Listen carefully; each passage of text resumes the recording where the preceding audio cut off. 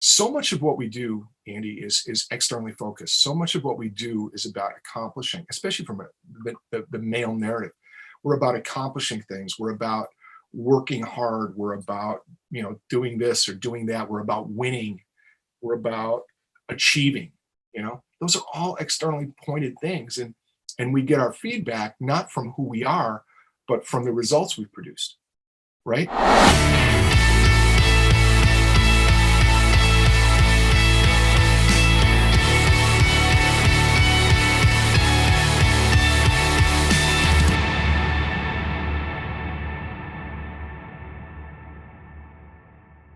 Mike, welcome to Real Men Feel. It's great to see you and have you here today.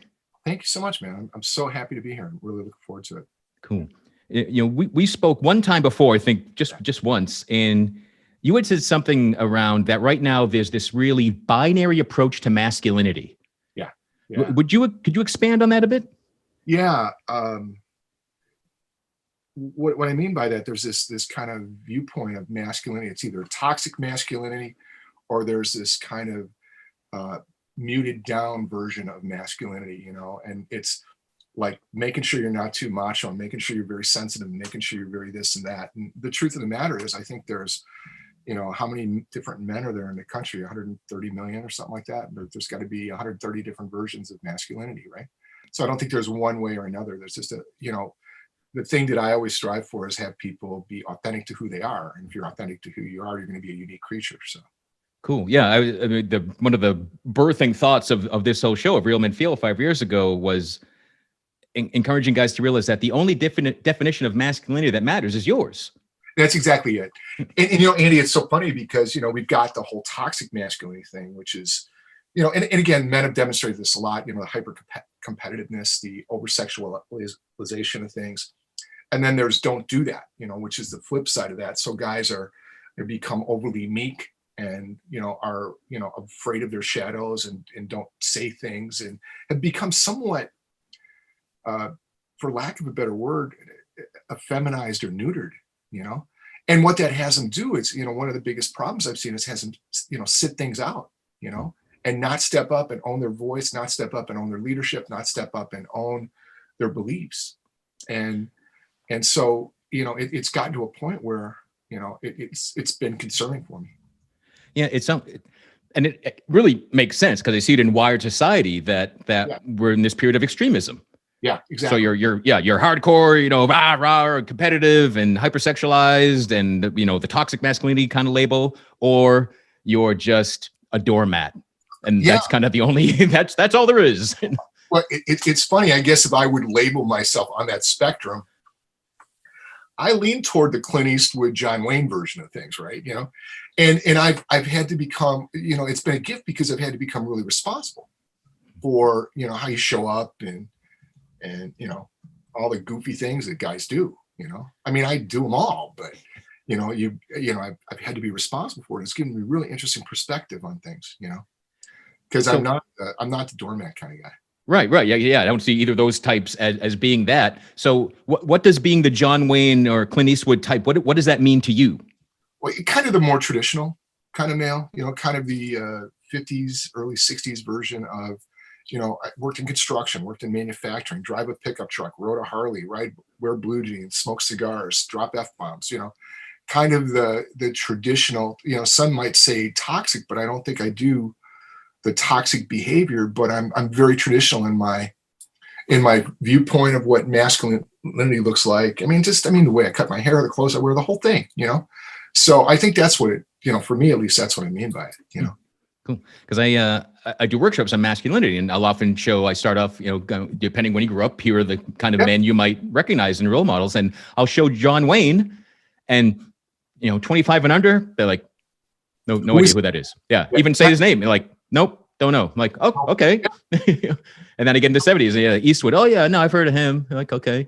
But it's just interesting. And that's the whole thing. And there's a clarity that comes with it, but there can also be constraints that come with it. Right. And so, what I like about it is the clarity. What I kind of am responsible for is I don't have as much of the constraints about it as, and so that's what I think it is. You just kind of just start looking at it. Yeah. So it's recognizing like, here's kind of my mode, my general type, but you don't let it be the man box. You don't let it be these rules that you live by. Well, it really, I mean, the key to success is self-awareness, right? And it's you running your life, not having the circumstances of your life run you.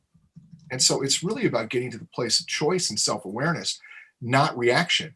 And I think all too often, we get caught up in reaction to circumstances around, especially now that, there's a lot of uncertainty out there. There's a lot of stuff going on that we just have no clue about, like from the pandemic to all the social changes that are going on to, the narrative around men and what that means. So yeah, it's a different time.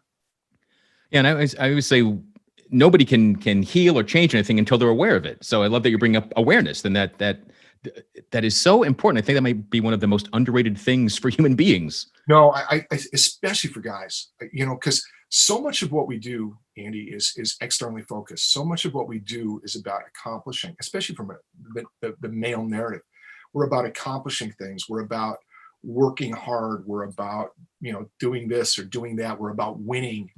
We're about achieving. Those are all externally pointed things. And we get our feedback not from who we are, but from the results we've produced, right? And the results we produce maybe are correlated somewhat to who we are, but really who we are is unique, a unique experience.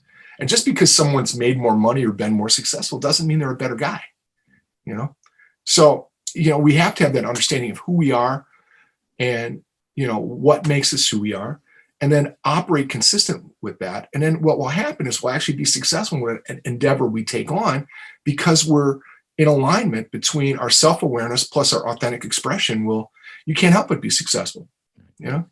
So if you are authentically a more traditional male, and again, if you get the results, you feel good, you enjoy it, it works for you. Whereas someone else, maybe they're trying to be that, and because they feel like they were placed in a label or whatever misperception, lack of awareness is making them, and it doesn't feel right. It doesn't feel good.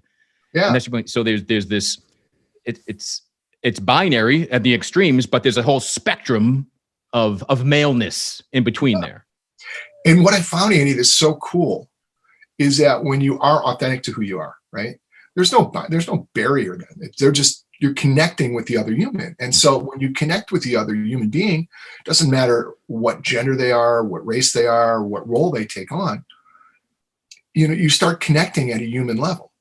And then all of a sudden the biases that we all carry around with ourselves about what a certain person looks like this or sounds like this is, that gets dispelled. And now you're communicating, and now you've got a question.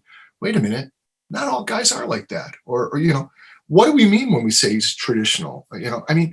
Not all those labels we put on it become, the value of them becomes lowered, and then we can start really communicating with one another. So were you always comfortable in your own skin, easy to communicate, connect with others, or is this something that you had to work on yourself? No, dude, I was an absolute flaming asshole, No, dude, I grew up in a really, really traditional area and had to prove myself in sports and was only mediocre and had to prove myself.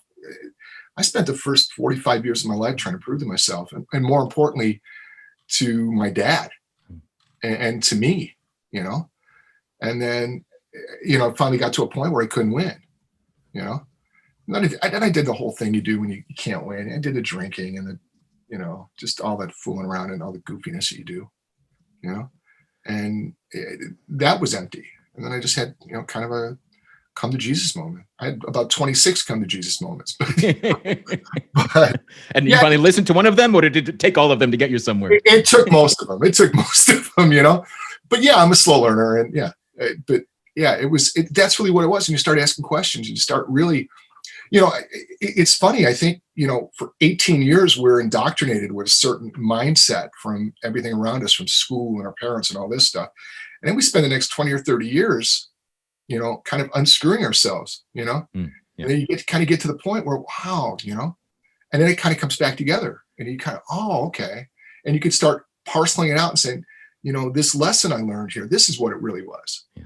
And I think that's the gift of longevity. I mean, luckily I've lived long enough to get it, but I think that's the journey I've been on, I recently talked to a man. He was 72 years old, and with a trembling voice and tears coming down his face, he told me that he had never heard his father say, "I love you." Yeah. And it had bothered him. It just bothered him obviously his whole life. And I don't think, I think as guys we're taught, fine, suck it up. That really shouldn't matter. But as you said, you spent 45 years trying to prove yourself to yourself and to your dad.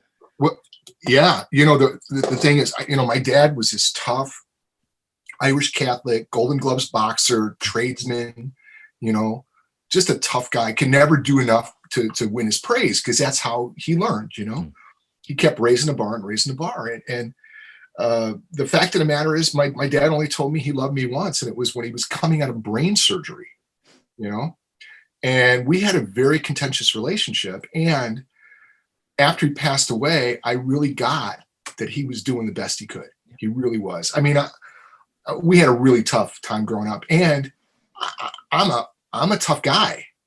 I needed a tough guy to raise me, or I would have been, who knows what would happen, and I really look back on that, and I really had the perfect dad, and he loved me the way he did, and it was good enough, and it was actually what I needed.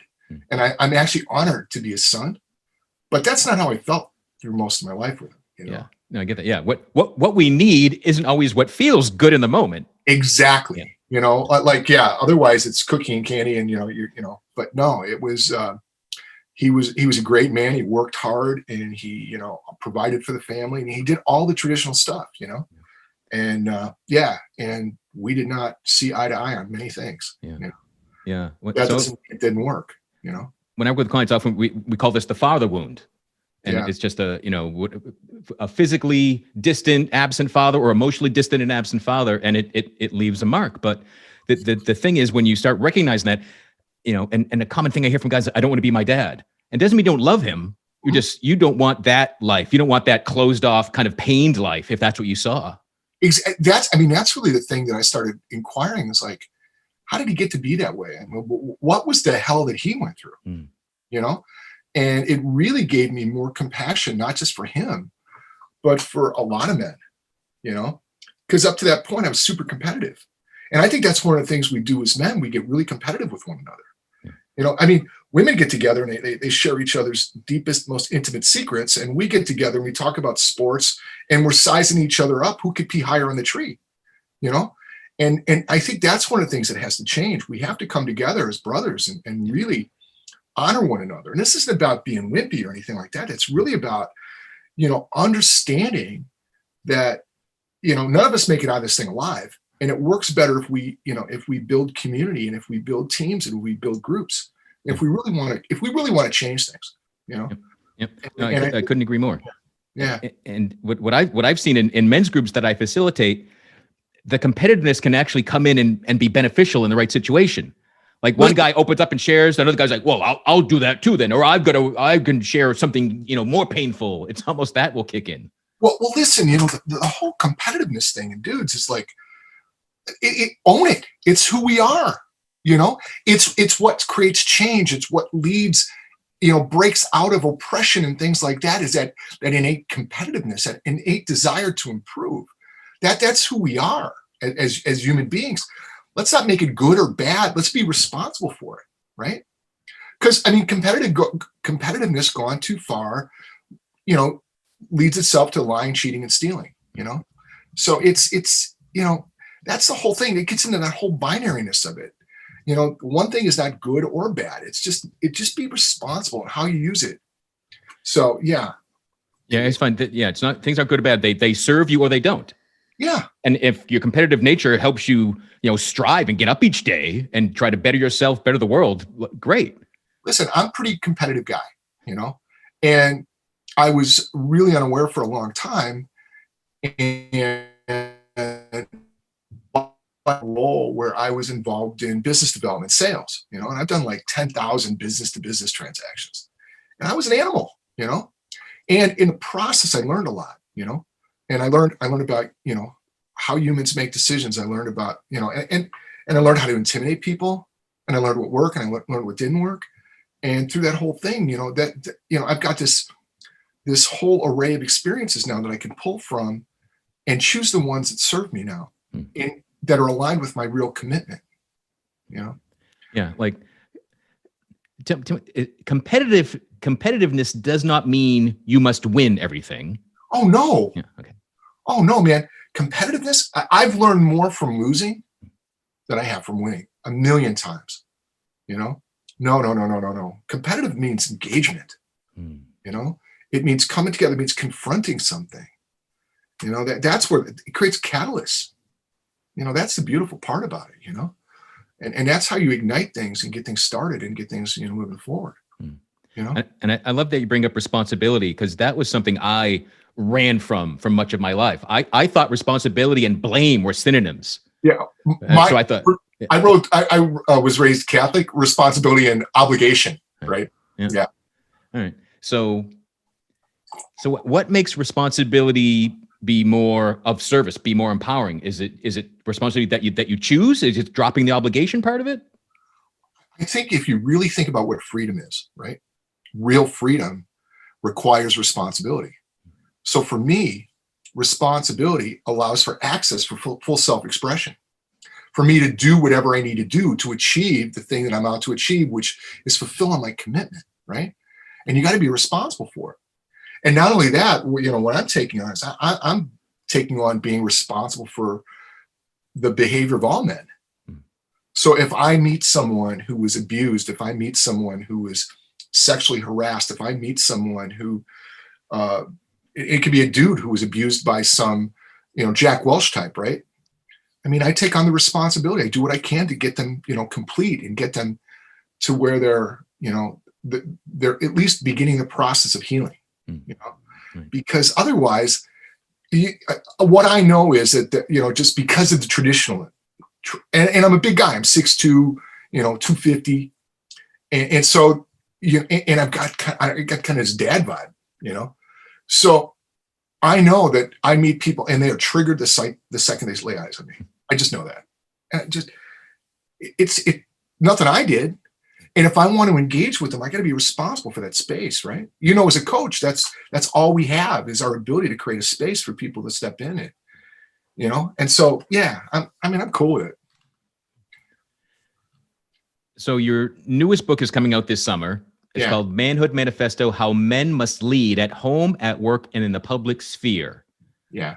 Are all men born leaders? Is this just a natural part of masculinity? That's not, we're all responsible for leading our own lives.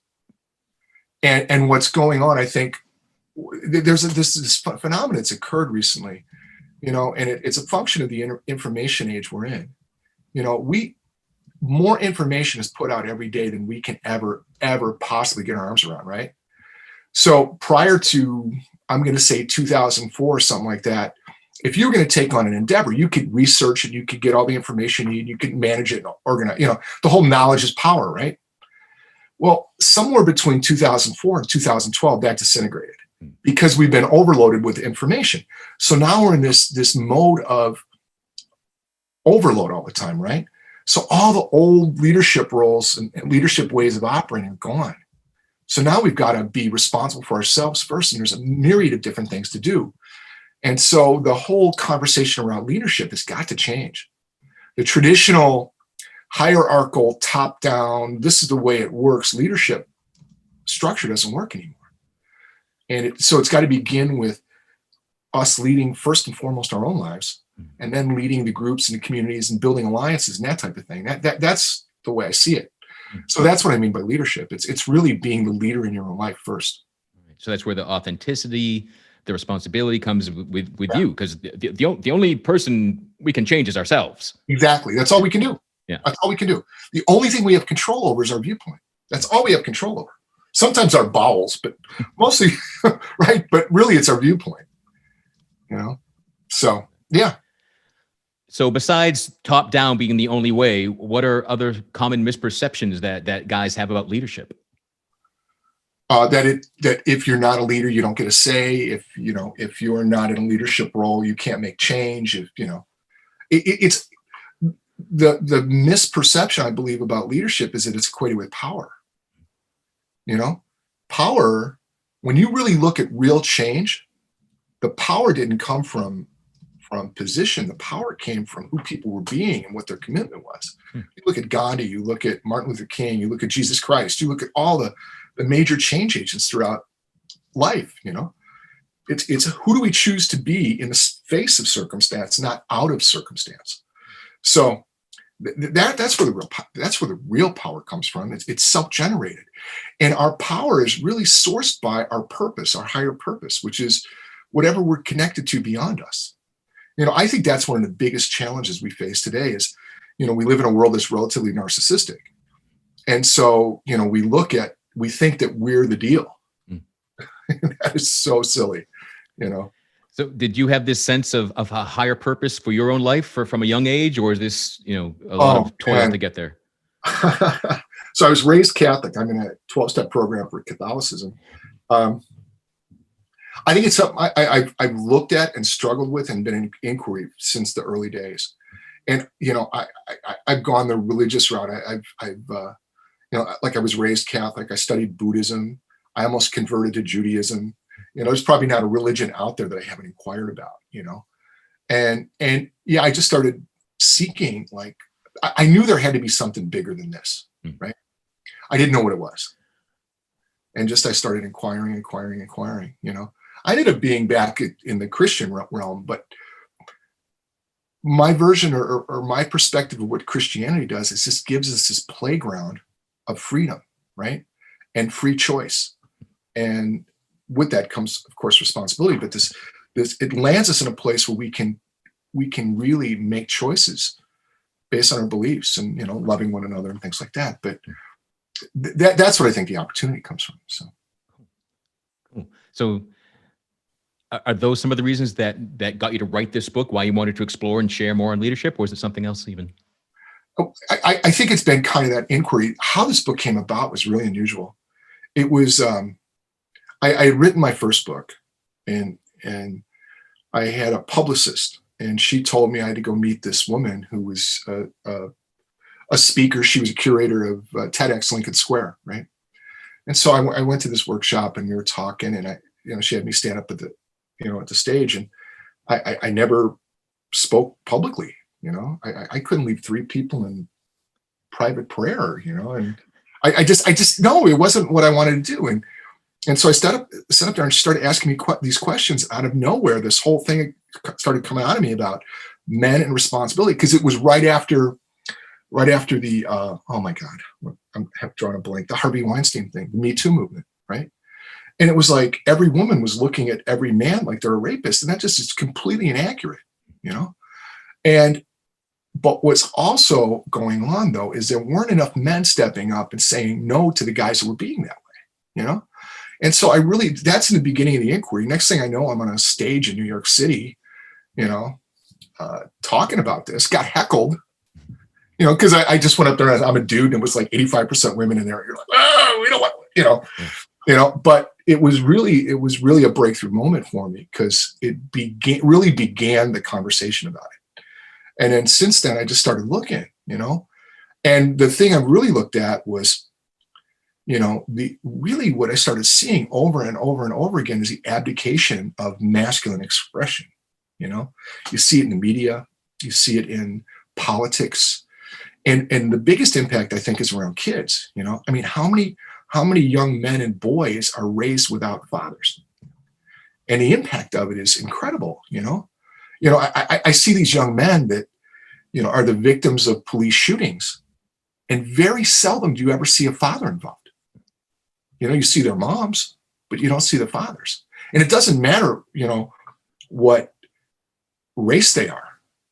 Even the kid in Kenosha that shot the 2 kids that went to jail, the young white kid, there was no father involved there either. So there's this gap of men really standing up and training and developing and teaching and guiding young men. Yeah. And women are great, but they're not the ones to guide young men and how to become adult men, because what they do is they raise boys, and when the boys grow up, guess what they are? They're boys. And I find single women that I've met, mm-hmm. they kind of grow up with that father wound, that distant dad not teaching. And so they end up teaching this distorted, sometimes toxic masculinity.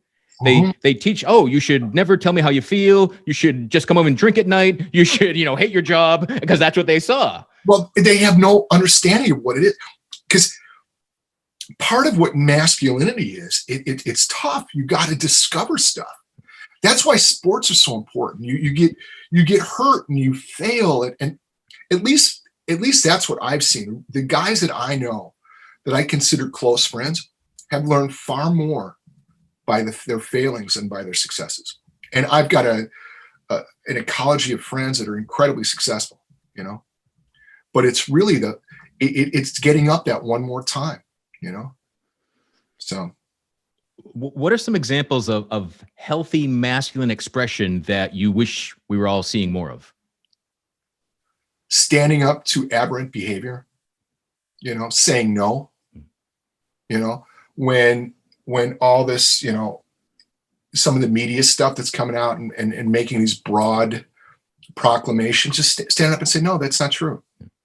Now, I'm not talking about getting argumentative. I'm not talking about getting riotous. I'm not talking about activism. I'm just saying, no, that's an error, and show them why. I think, the other things, like school's not being open, why aren't there fathers out there going, put the kids back in school, or we're not going to pay our property taxes, but they don't. They're just letting, the moms do all the heavy lifting. And we've done that across the board, we've kind of abdicated, like, oh, I don't want to get in trouble, like, I think we've lost our courage, and the cancel culture stuff. No, you can't do that. No. It's a one-word answer. It's a complete sentence. It works really well. And what it can do is actually stimulate further conversation. How do you stand up to a bully? You say no.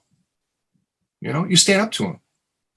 And I think that's what's missing from men, is we haven't stood up. We're not standing up now. Yeah, because earlier said that you were taking on responsibility for other men. So it is that I don't know, confrontation doesn't seem like the right word, but it's along that line. It's standing for. Yeah. It's really standing for. It's not confronting. This is not an act of aggression. Okay.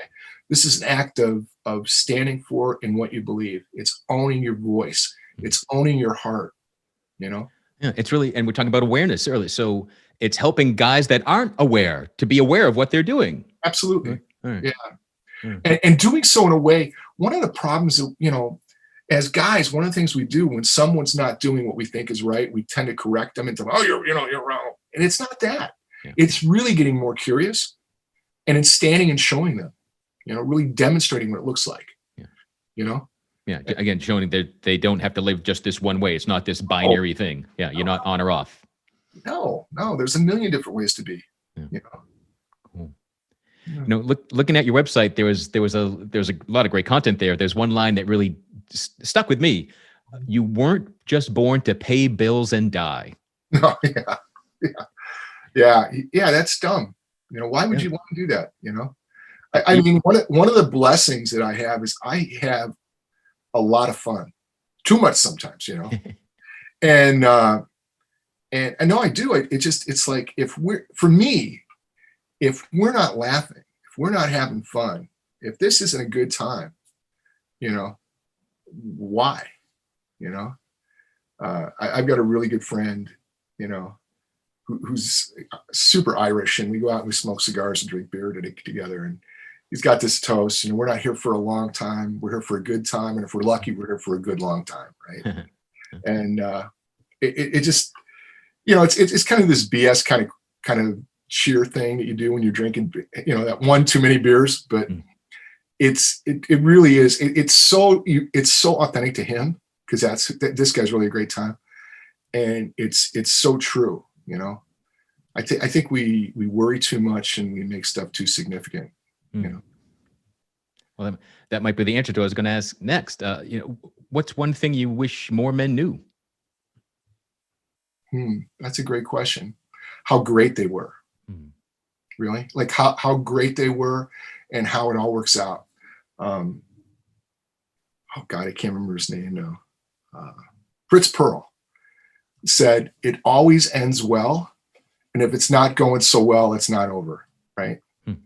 And so, it's just that to bring a sense of optimism to whatever you do, because we really create our life, and how we look at it is how it's going to go anyway. The power of our responsibility, perceptions, awareness, authenticity. Those are all the ingredients. Cool. And fun. Yeah. Have fun. I ride a Harley. I don't know how you could ride a Harley and not have fun. Well, there is a couple ways. You can get caught up in a thunderstorm. You can ride when it's really cold out, Yeah. Last summer I rode 1,080 miles in a 24, did the iron butt, right? Oh. It was the stupidest thing I've ever done. It was fun to Des Moines, and I had to come from Des Moines home, and that was another 250 miles of pure hell. But it's fun. How tempting is it to hire a trailer and like drag your bike home after something like that? I'll tell you, it's really interesting. I thought about it. I thought about calling my brother. I said, I'm going to spend the night in Des Moines. Bring your trailer, get over here and get me, because I'm done. But I set out to do some, and I'm just stubborn enough to do it. It's like competitiveness, right? Yeah, right. To prove I could do it. I didn't want to ride a motorcycle for 3 more months after I got done. I'm telling you, I was done. Almost sold it. It was horrible. So anybody out there considering the iron butt, don't do it. It's dumb. It's really dumb. Cool. Yeah. Mike, about all the things you've done and accomplished and have shared, I wonder what stands out to you as something that you're most proud of. Oh, wow. Well, first thing, just proud. Well, being a dad is cool, right? So, but I don't know if proud is the word. I love my son. I don't know. I'm not one who does a lot of proud things. I think, I think some of the things I've overcome is,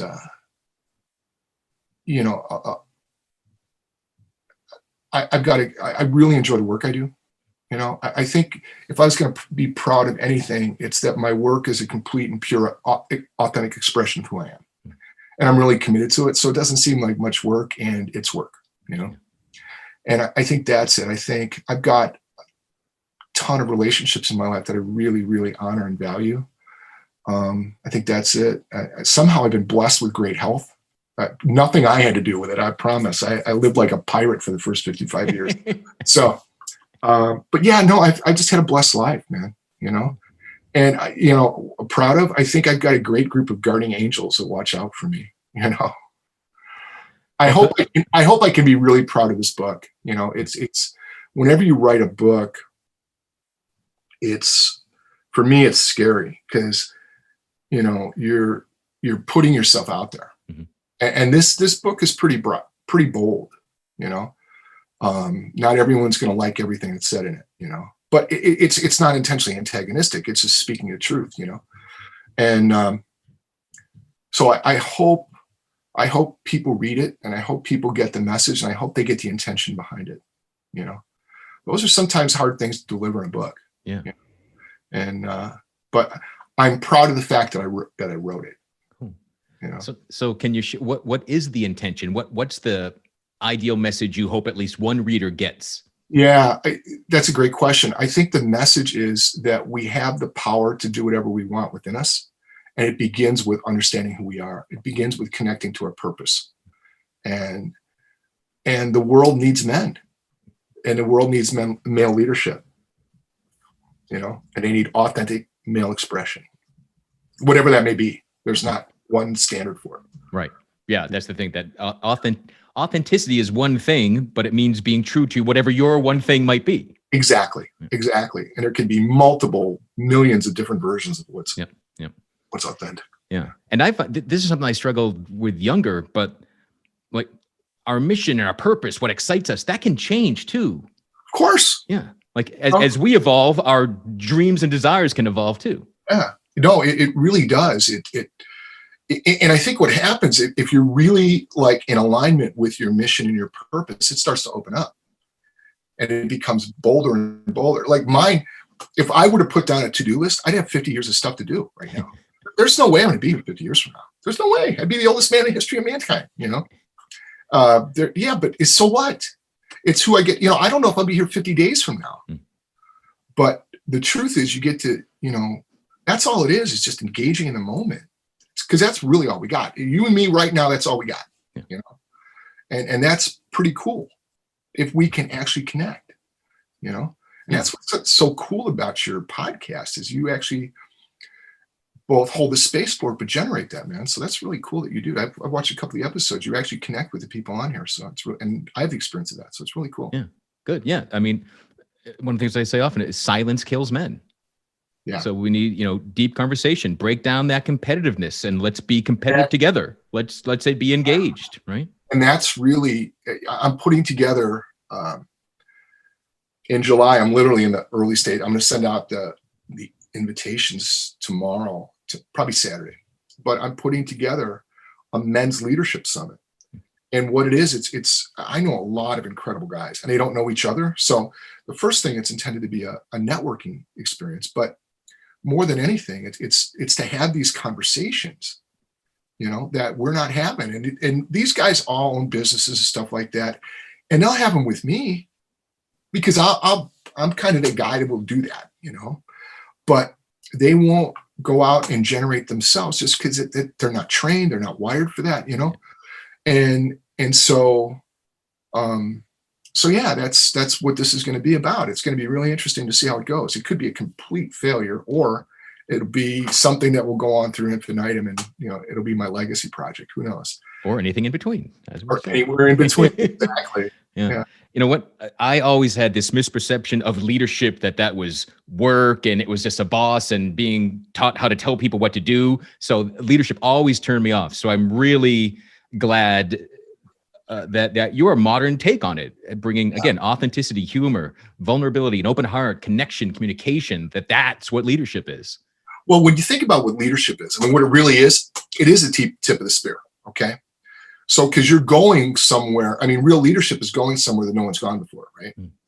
So, in the beginning stages of leadership, you're going to have a lot of resistance, So you've got, it's going to take 10 units of energy to get 1 unit of production, But luckily for me, I'm wired that way. I don't mind that. Not everyone's wired that way, but then what can happen is if you want, jump in my wake, be part of it, There's leadership in that too. You can lead from behind. You can lead from within. You can lead from the side. There's a million different ways you can lead. I just happen to have a big head,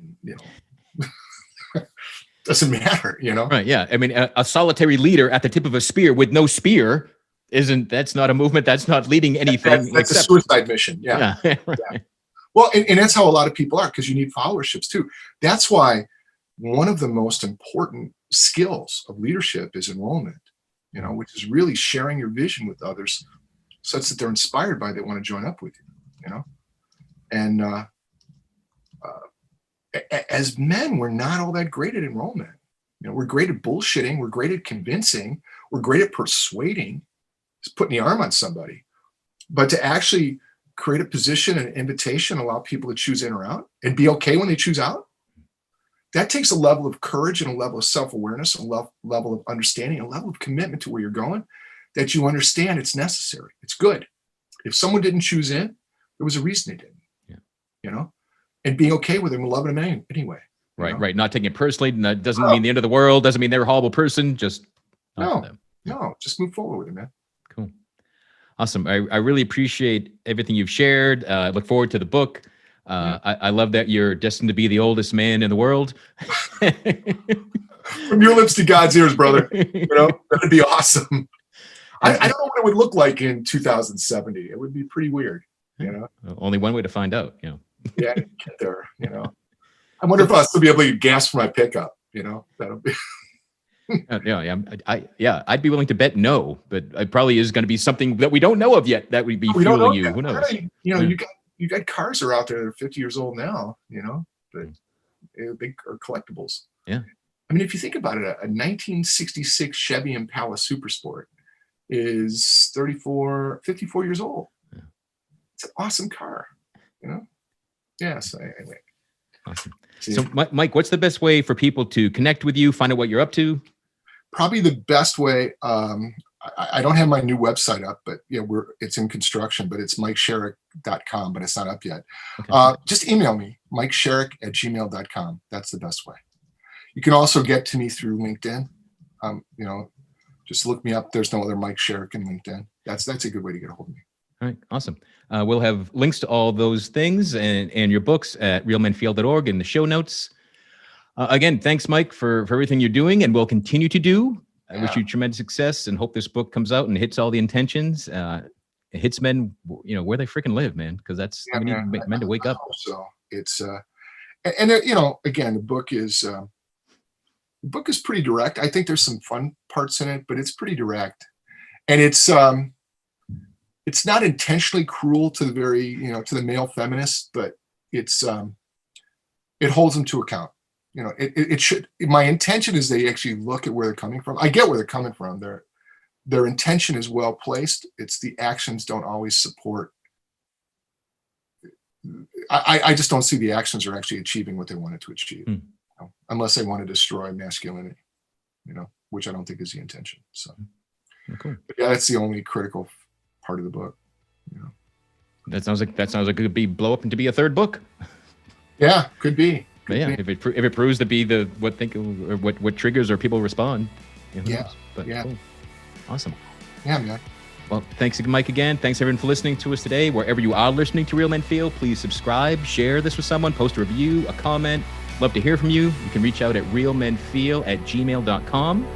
And until next time, be good to yourself.